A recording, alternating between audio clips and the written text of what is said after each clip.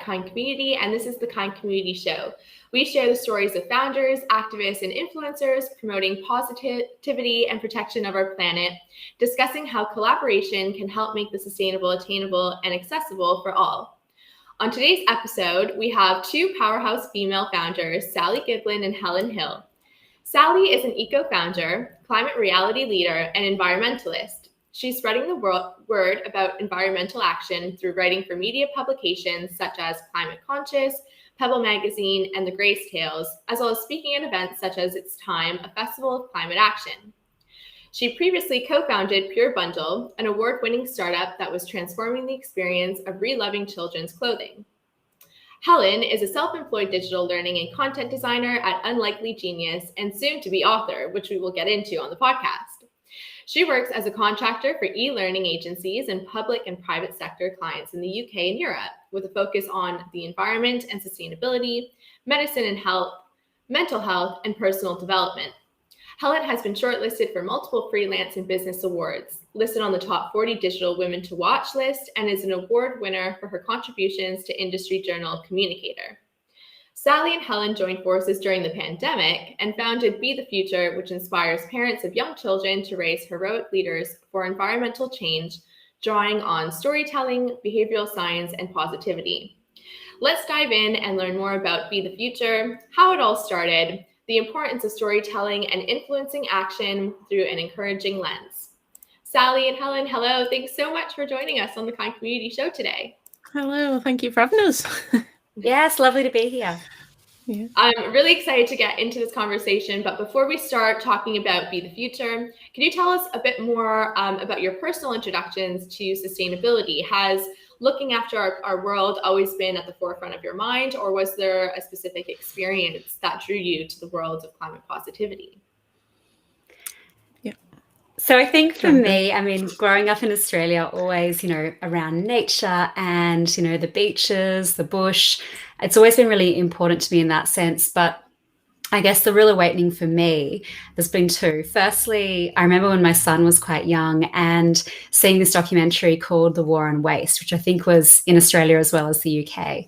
And that was a really eye-opening moment for me to sort of think about the waste that we're creating just in our everyday lives. And, when you think sort of it goes to recycling or it goes away, actually, really kind of reconsidering and reshaping, what we do in our everyday lives.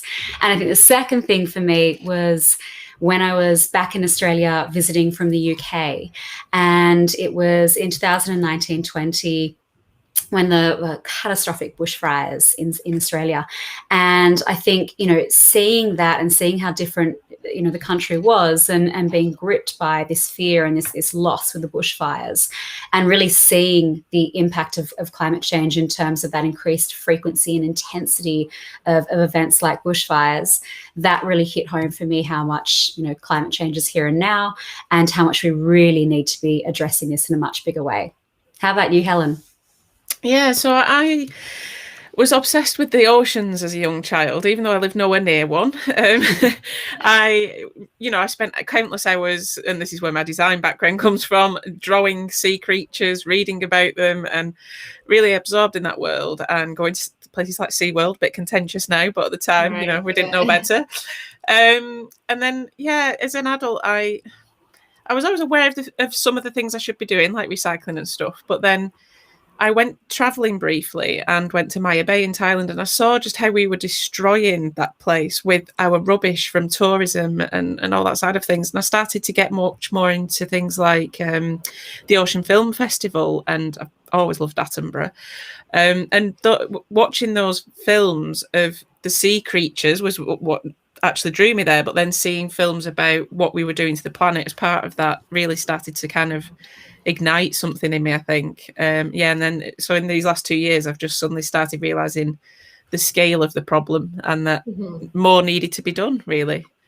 Absolutely. Yeah. I always find it so fascinating hearing how either it's a particular event or it's just kind of within you, and you don't really notice until later on in life that those things when you were a child influenced how you kind of look at the world right now. But definitely when it hits close to home, like the Australian bushfires, it just puts things into a different context, doesn't it?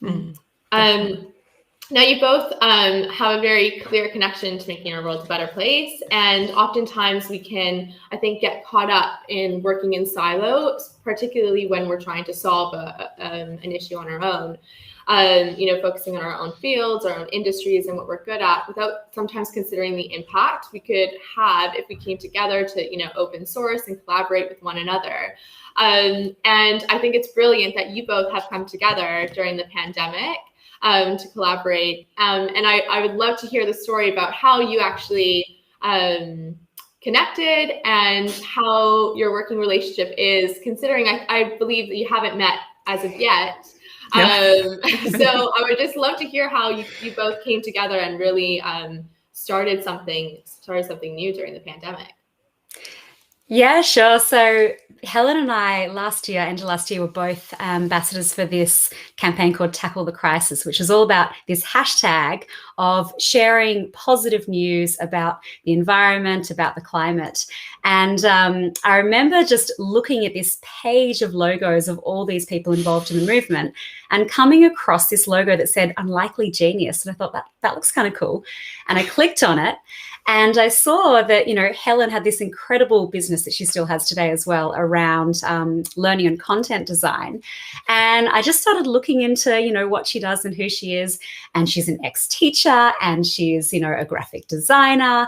And I had this idea bubbling away of something that I wanted to do around, bringing this message of climate positivity and about hope and action for parents and young kids. And I just thought, she's the perfect complement to my skill set and what I can do. I'm just going to send her an email, just tell her how fabulous I think she is, see if she wants to talk to me. And amazingly, she said yes. And and we started chatting and we just started kind of bubbling away with this idea of what eventually became Be the Future and this whole idea of, inspiring families to take action. That's fantastic. And Helen, can you tell me a bit more about what Be the Future is and how are you complementing each other's skill sets? Yeah, I think we have got a really nice balance of skills, really, because Sal's great at the kind of the business direction side of things and the knowledge, whereas I feel quite a newbie to the journey of sustainability and looking after the planet. And I think, and obviously I do the pretty side, as I call it, the graphics, the colourfulness, the turning things into a visual story. So our practical skills balance well, but also it's really nice that sort of we've got Sal's experience of all her knowledge and the stuff that she reads and like an encyclopedia of knowledge for sustainability. Whereas I'm a newbie and I'm trying to bring people along for the journey with me. So I'm being very honest about the fact that I don't know everything at all. I've got a lot of changes to make, but come and make them with me. So it's just a really nice balance, I think, of that. And also, I mean, we're a similar personality and we both get very giddy when we start talking on calls about all our ideas bubbling away. We need to rein ourselves in a bit at times. So it's just been a really nice balance, I think. I think it's so amazing, like females coming together and just making just a great impact. I think I think a lot of people can learn from that. So Thank you. And what are you hoping to achieve with Be the Future? Go on. So look, okay, I guess we have a big vision. So at the moment, it's all about, building community and providing value in whatever way we can, whether it's inspiring people, educating people, making them laugh with our ridiculous reels that social media makes us do. And, we're going to be launching a podcast soon, which is quite exciting and really, speaking to inspiring speakers and thinkers and doers and shakers, all about trying to, inspire the guardians of that next generation to help raise children that really care for the planet and are inspired to make environmental change. And the background, we're also developing storybooks and puzzles and games that, are going to be for young children. And I guess the thing that we keep hearing over and over again is how young children can really be inspiring, igniters of change in their families, for parents, for grandparents and people around them. So I think, our whole vision is around really trying to help kind of create those ripples of change and helping people find, those spaces where they want to get involved and they want to act, because that can look very different for different people. Yeah, and the big thing that we want to do is get rid of the eco-anxiety and this doom and gloom, because everything you see is about this creature is becoming extinct and look at this dramatic thing. And we want to try and help people see the positive impact they can have rather than prey on that anxiety. You know, that's not a way to create action. That's a way of stalling action. And it did with me for years. But actually to just present small achievable habits, much more effective way of helping people make changes, because you know we're all busy, we've all got brains overloaded with all sorts, especially this last 18 months, so it's nice to have a positive impact rather than scare tactics. Yeah, and that kind of leads into my next question, because I know you mentioned client positivity, and we're really all about that kind of community as well. We truly believe that you're not going to promote action through that doom and gloom lens. But how do you think we can find a balance between the severity of the issue while still being optimistic about the future? Look, I think it's a really, really good question. And I think, you know, we're increasingly talking to more psychologists around this, because I think it's really important to tap into that whole perspective. But I think, you know, the fear or the powerlessness or the hopelessness that people can feel when they're seeing, you know, a lot of the reality of what's happening, and a lot of these headlines, you know, that is a completely normal reaction to seeing the severity of what we're facing in the climate emergency. I guess the key thing is then trying to sort of take those emotions and navigate through, and trying to use that sort of that fear that you might be feeling to then try and navigate towards taking action, and, you know, balancing that off with, well, we can actually be making an impact here. And, you know, whether it is smaller individual actions that can create ripples of change in your own life, or whether it's, you know, choosing to focus in a particular space where you've already got influence and passion, you know, whether that's copywriting and you might be, you know, have some amazing skills where you can be writing to MPs and helping to create action that way, or creating campaigns, whether it's that, you know, you might be a chef and you can choose to start introducing more plant-based options into the menu and encouraging people with how delicious that food can be. There's all different ways that you can really be making change here. And I think, you know, there's this whole idea of trying to sort of, you know, balance off where the optimism lies and where the fear can be, and really try and move towards this place of hope, where, you know, there can be a much better, greener, fairer future, and inspiring action towards that. Yeah, and I think there's certainly a thing as well about designer head on again, the tone of voice you use and the visuals you use. You don't have to show pictures of these horrendous things going on to get the message across. You can do it through language, you can do it through encouragement, you can do it through, as Sal said, the step-by-step actions, rather than confronting someone with, all this needs doing, let's do it a little step at a time. And a lot of that comes down to things like your tone of voice as well. Absolutely. I think particularly for people who are just starting on their journey as well, it can get very overwhelming with, you know, how do I go zero waste? And actually, when you think about, you know, just going from not doing anything to trying to be completely zero waste, it's almost impossible. So yeah, definitely kind of those actionable steps that you can influence, compounded, makes such a huge difference. Helen, just out of curiosity, because I know you mentioned earlier that this kind of journey was very new to you, and I think it's really relatable for a lot of people, which is really nice. What was kind of your first couple of steps? What did you try to tackle first? Yeah, I think with my sort of real passion being like the oceans and things, I had actually taken part in the X-Expedition virtual voyage last year. So it's a boat going around the world where they're doing research into plastics in the ocean, and not just the amount of plastics and what they are, but the effect on the female body. So it's an all-female crew. They're doing amazing work, and the voyage is actually just finished, I think, last week.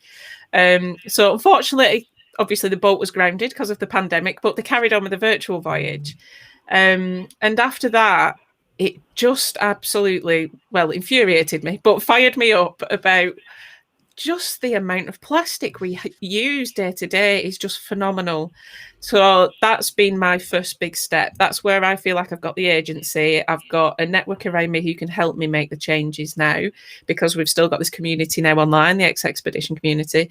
And I've really tried to cut that side of things down first, because that's where I've decided I can take action. I can build it into my ridiculously busy life.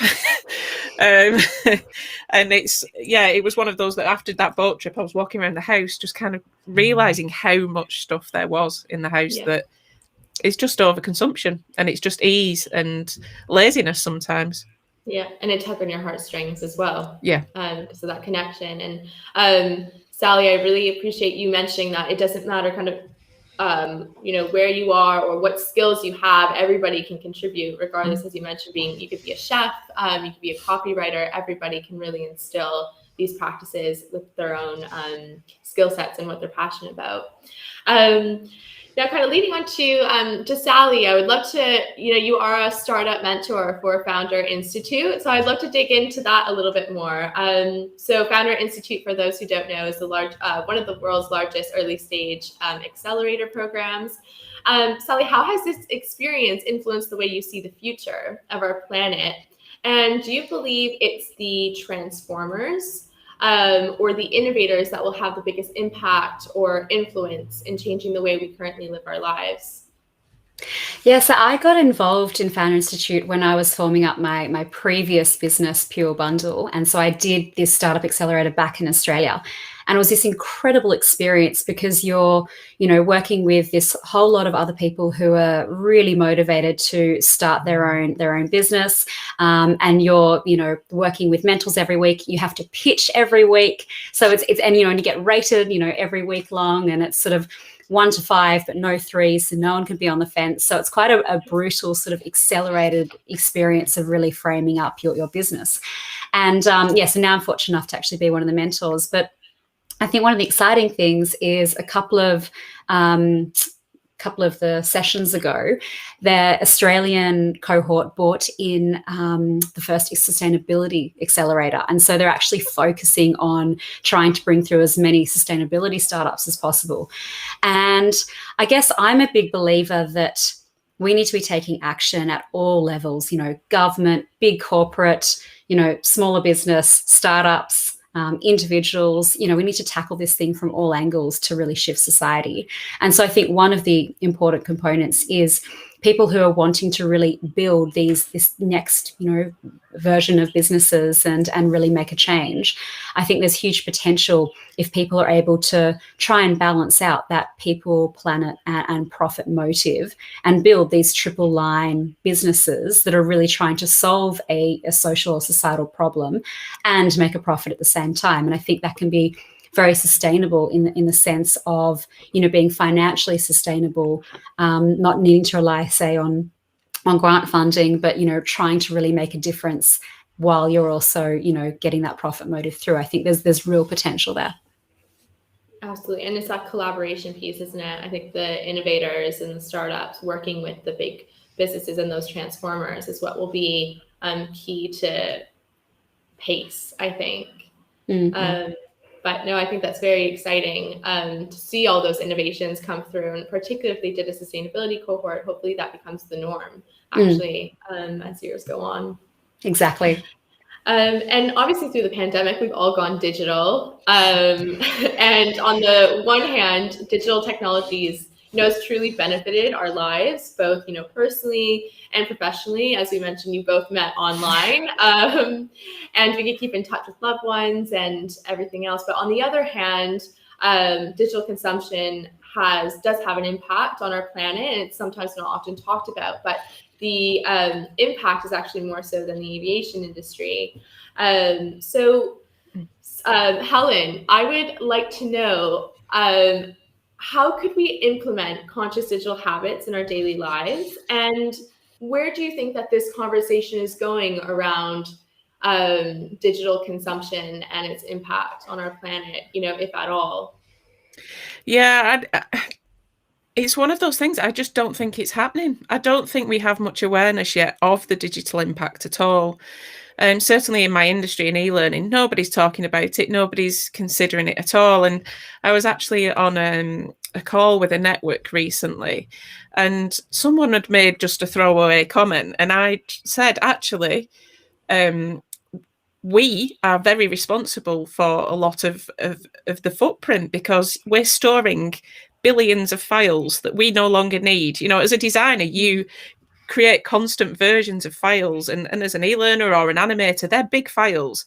And when you're doing that and doing your version control and then keep all those files because you feel like you have to, just in case, we're creating a huge digital footprint somewhere, but everyone thinks, oh, it's in the cloud, it's kind of invisible, you don't see it. Yeah. So when I'd made this comment, suddenly they all went, oh, and you could just see the penny drop and all these comments appear in the chat of, I need to clear my drives. And yes, absolutely. You know, we're all now storing the same files. I know I'm guilty of it on Dropbox, on BT, on Google Drives, on all these different places as your backups. But what we need to start doing as designers and people that keep all these files is, once you finish a project, just keep the final version and delete the previous ones. You no longer need them once the project's done.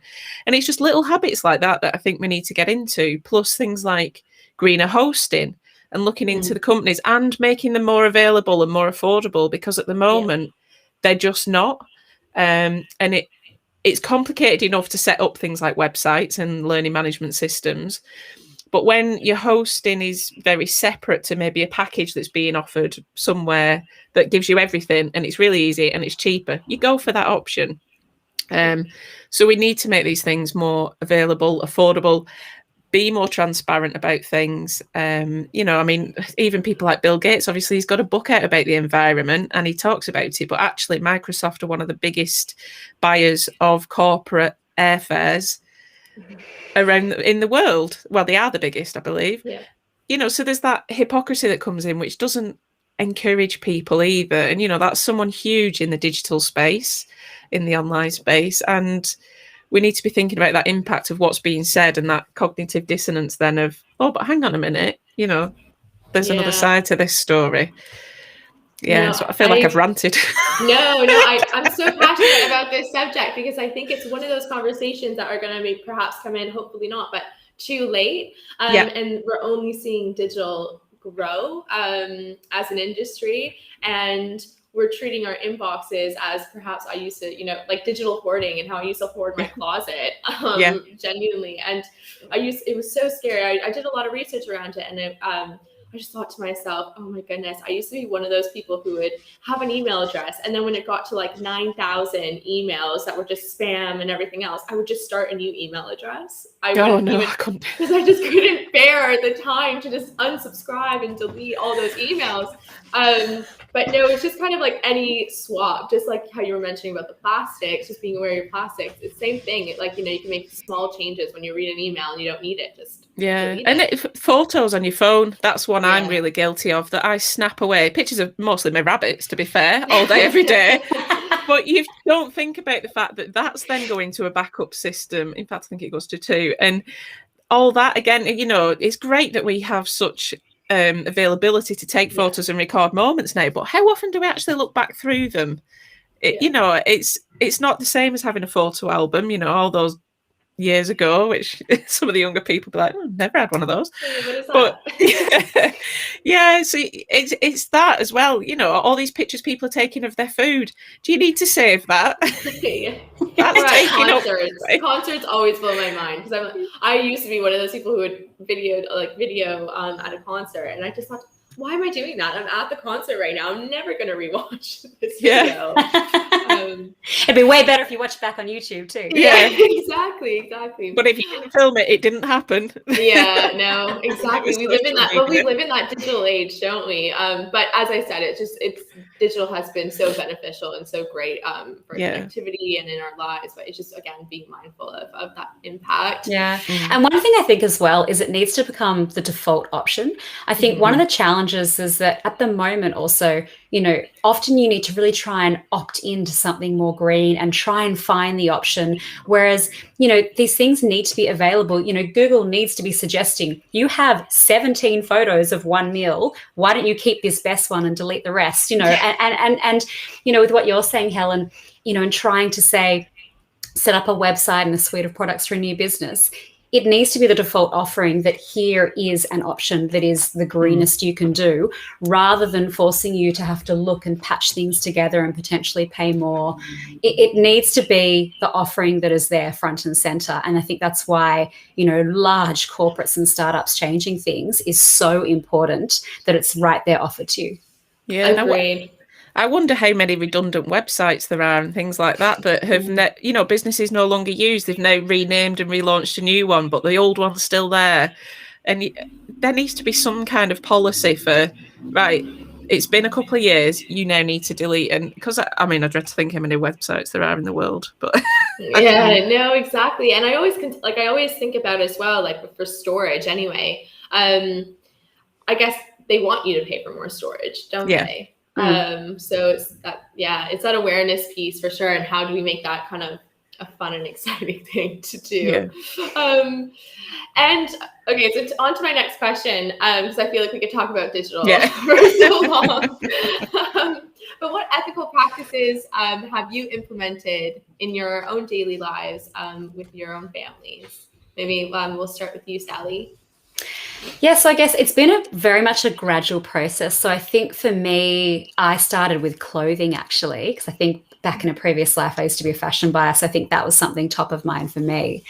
And, moved much more towards less consumption. That's one of the best things you can do, just using what you've already got in your wardrobes.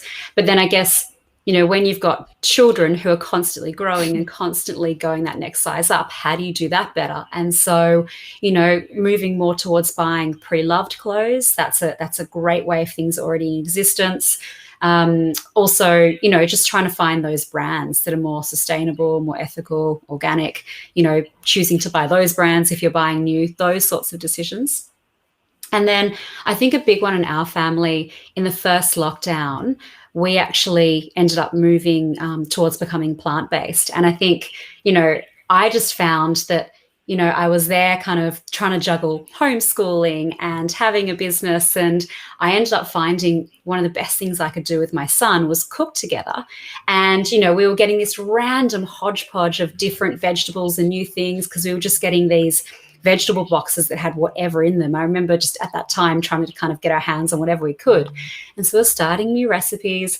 And it was actually a great time to then go, well, we're going to use cooking as this learning experience for him. We have to do it anyway. And that was actually when I came across some really wonderful vegan recipes and ways of doing things. And I think because the food was tasting so delicious, our whole family came across to basically being plant-based for the most part. So that's kind of been one of the biggest changes for us. But I guess role modeling things and just kind of, gradually doing things over time has been what I found has worked best for us. How about you, Helen? Yeah, it's very similar, really, particularly because I've been kind of trying to learn as I implement. And it's just me and my partner. We don't have children. Like I say, just the rabbits. But they're my children. And he's not good with change, actually. So that, it's one of those as well that you don't want to do something too drastic. And he, in particular, is a big meat eater, and that's a non-negotiable for him. So I've had to find ways where I can maybe reduce my intake, but we can still find that balance. And gradually, I think, just educate him as I learn as to things that, we're trying to bring in and change. And luckily, my partner he's not a big consumer anyway. He, keeps things for years. He doesn't buy frivolously, so I actually learn from him in that respect of, do I really need this? No, I don't. Let's save the money and reduce impact. And it's kind of just a learning journey and finding a balance together, I think. But yeah, and I think waste is a big thing we've become aware of in our house, of particularly food waste and things, letting it go off, or, you know, I have a fridge full of greens, which are mostly for the rabbits, but then instead of it getting to them becoming out of date, how can I eat them up as well, in, you know, to reduce the waste there? And it sounds stupid that I'm eating the rabbit's food, but at the end of the day, that would go to waste. Yeah, so it's just, like I say, it's just finding these little daily habits. And I think for me, a big thing is planning in advance rather than just doing things on a whim as I normally do. It's just, that helps me really cut down waste in the home, I think, to really plan a bit more with the food and the meals and just what we actually need. Yeah, absolutely. And making it fun as well, I think, is so important. And having that support system around you, I think doing it alone would be quite daunting. But having, you know, either you're learning together with your husband or Sally, cooking with your kids, I think being able to do it with others is really important. And what's next for yourselves? And where would you like to see be the future in the next couple of years? Well, I point at me this time.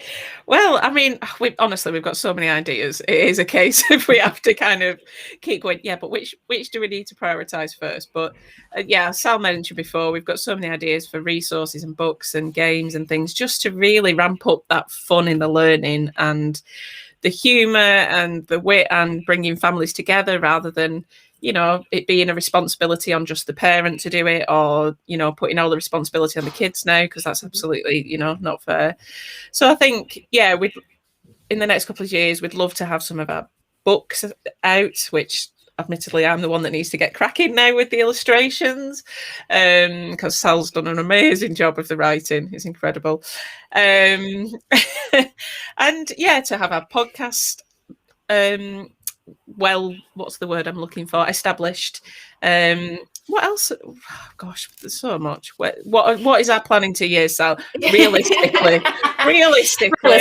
So I'm going to go big here. So I think, So look, we want to be inspiring families across the globe in terms of, you know, storytelling and, you know, fun and inspiration.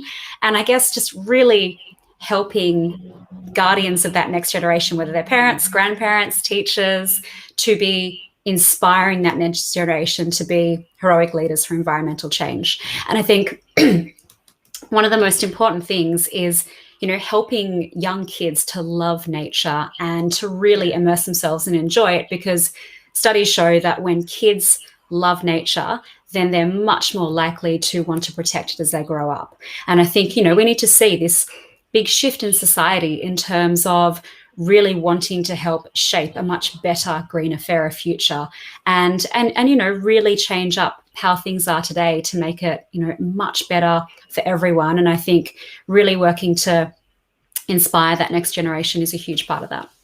And do you see, sorry, this is a bit off the cusp, so you may choose not to answer and we can edit this out, but do you think that you would consider also tapping into the education systems as well? Absolutely, very good point. So I think our first place where we're really looking to work with is parents and grandparents. But absolutely, I mean, I think if we're able to work with schools and connect with schools and provide things of real value, absolutely. And I think where our headspace is very much about things that kids and families already love and teachers love, books and games and puzzles and all those things, which could absolutely be used as learning resources in schools. You know, we've even been talking about getting life-size games into schools, which could be quite incredible. And, you know, really doing things that, you know, entire school communities can get involved in.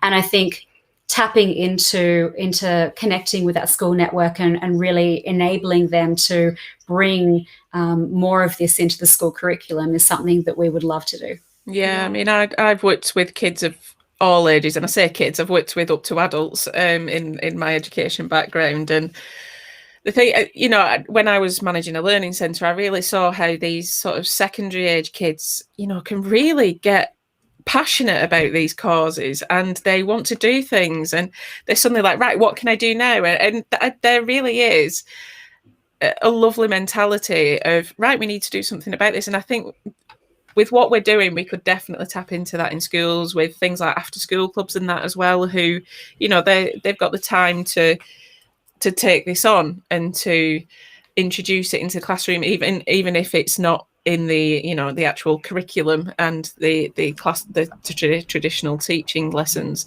There's so many opportunities there, and there's so many kids that would get involved and, you know, want to have their say, and they want to take action, and they want to make a difference. So that's very exciting, and I look forward to kind of being aware of your journey and seeing where Be the Future goes. I think it's just so important to have these resources. I think for parents, for children, for schools. I wish I had them in school. So I think this is fantastic. And now on to our quick fire round. So you both answered together or separately, but just very snappy answers, though they're quite, some of them are maybe a bit complex. But the first one, let's start with the first one, which is, how do you define sustainability? So for me, that's all about caring for the planet, and it's about balancing out people and planet and the economy. You nicked my word. I was going to say balance. So it's balancing out, the consumption, so we don't consume more than the resources we have. Yeah. Oh, great. We're off to a really good start. Very snappy. That's perfect. And what are you most hopeful for when thinking of the future?